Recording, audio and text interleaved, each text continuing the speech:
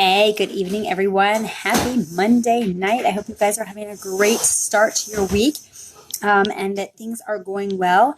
I know this is a little bit later than I wanted to go live tonight. I was actually planning to go live about an hour ago, but I actually got on a call with a very dear friend of mine and got into a great conversation. And I've actually switched the topic of my live tonight based on this conversation because I was going to talk about more about healthy sleep tonight because that's where the week, my healthy habits topic was going for the week. But this was just such a great conversation that I wanted to come on and talk to you guys about this because I think it really doesn't only resonate with, my friend, but I feel like it's a conversation that I've been having a bunch, and we talked about this a lot at convention. And so I think it's a big deal. So I wanted to come on tonight and switch up my topic. We can talk about sleep another night, because sleep is super important, but we've been talking about that for the last few days.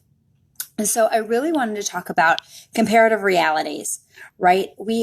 Oftentimes, many of us live in a world of comparative realities. We compare ourselves to other people. I know people, I have clients on program who compare themselves to other clients because their results aren't as fast, or their results are faster, or other coaches are growing faster or whatever, right? We all do that. We all compare, and we look around and then we knock ourselves down when we feel like we aren't doing as well as somebody else is, or as well as we feel we should. Hey, Michael.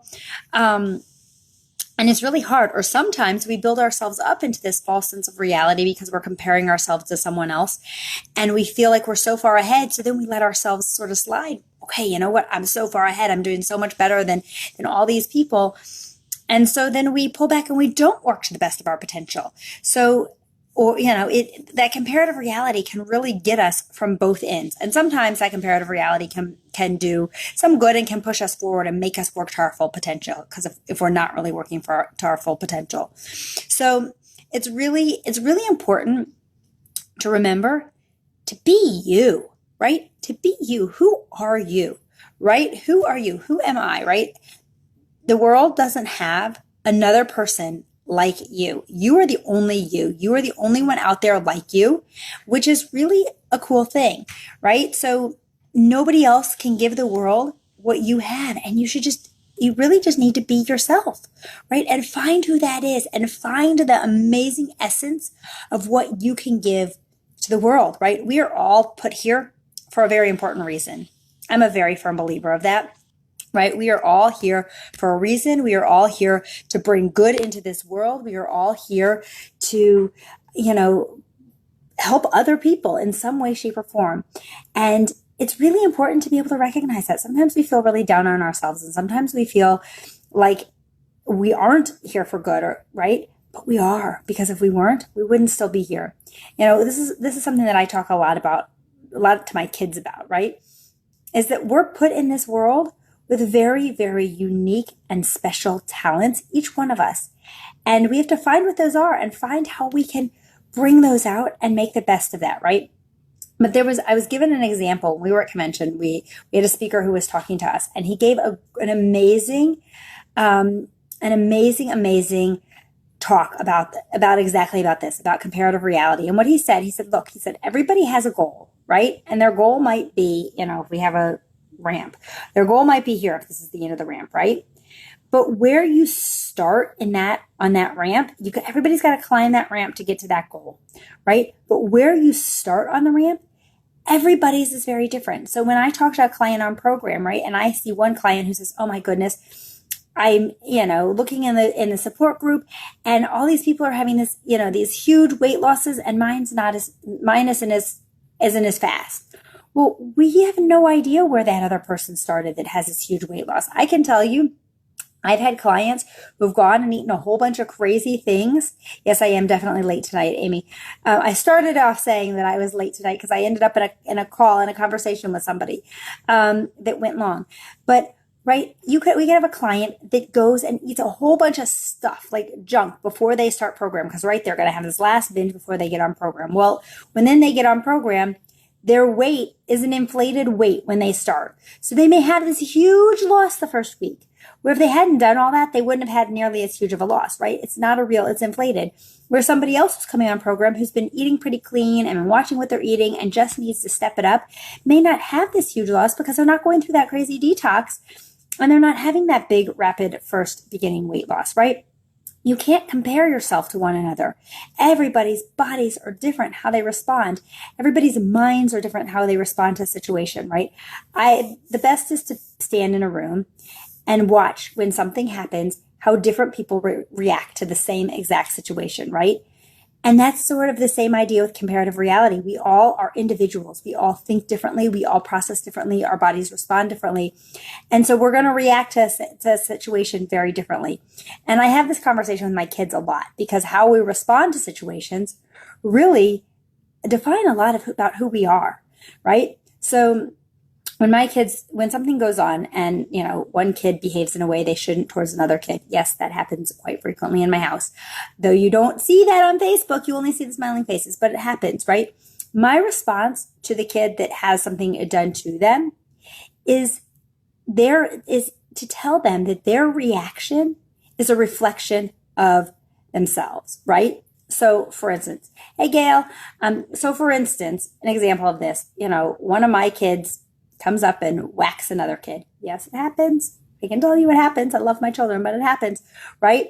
So I always say to the one that is the one being whacked or the one having the insults thrown at them or whatever it is, right? That behavior is on the person who committed the behavior, who committed the crime, right? That behavior is a reflection of who they are at that moment. It's not really a reflection of who they are, right? But it's a reflection of who they are in that moment and how they're handling a certain situation. The one who it's happening to, the way they choose to respond is a reflection of who they are, right? So if child A comes up and whacks child B and child B looks at them and says, why'd you do that? And walks away, right? That's a reflection on who they are and how they're going to handle a situation. But if that child B who got whacked turns around and slugs them back, that's also a reaction of who they are. And right? So we all can choose to respond to a situation very differently. And when we compare ourselves to one another, all we're doing is setting ourselves up to be disappointed, right? When we live in a world of comparative reality, all we are doing is setting ourselves to be disappointed. Sometimes, like I said in the beginning, sometimes comparing yourself to somebody else can spur you on if you're not really working your hardest, if you're not really pushing as hard to achieve something as you could be.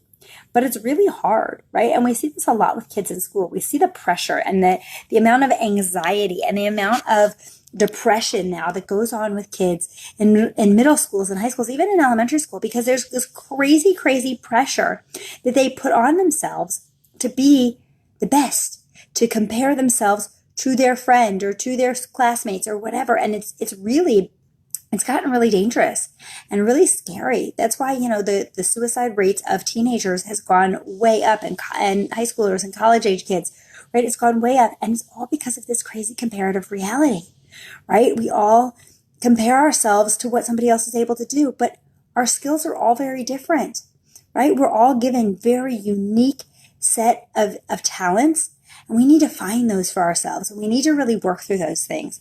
And that's one of the cool things that I love so much about the program that I coach is that I help people be able to do that. I help people be able to find who they really are. What are their strengths? What does it mean, right? For me, this program has helped me figure out what does it really mean for me to be Lesley, right? What does that mean? Who am I and how can I use that and shine that onto the world? And that's what you need to do as well, right? Look deep inside. Who are you? What does it mean to be you, right? And then be you. Be you loud and proud with whatever that is, because you're the only you that there is. You're in this world to make a huge difference, and you will make a difference. And if you make a difference just to one person, which I can guarantee you're making a difference to a whole lot of other people, sleep is very important. I do have a lot of energy, Amy. If you're making a difference to one person, you're changing the world, right? Because you're making a difference to them, and they're making a difference to somebody else, and they're making a difference to somebody else. And before you know it, hundreds of lives have been impacted because you made a difference to one person. And to think, we all make a difference to a whole lot more than one person in our lives, right? So stop. So if you struggle with comparative reality, if you struggle comparing yourself to other people, I'm giving you permission right now to stop. Stop comparing yourself and be you and be awesome and enjoy it and go spread the greatness that you are to the world, because that's how we're going to make this world shine, right?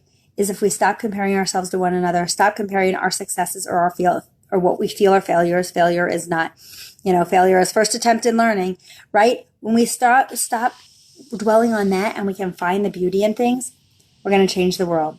So it is late. I am past my bedtime and I'm exhausted. So I'm going to head to bed, but I didn't want to come on without sharing that with you because, like I said, this was a great conversation. It was a really long conversation that I had with a good friend of mine. And there's so much more that we could say and talk, and I would love to have this conversation with you. Feel free to comment in the comments your thoughts on comparative reality, or shoot me a message and we can chat about it some more. But I am going to head to bed, and I will see you guys tomorrow night, hopefully earlier. Bye.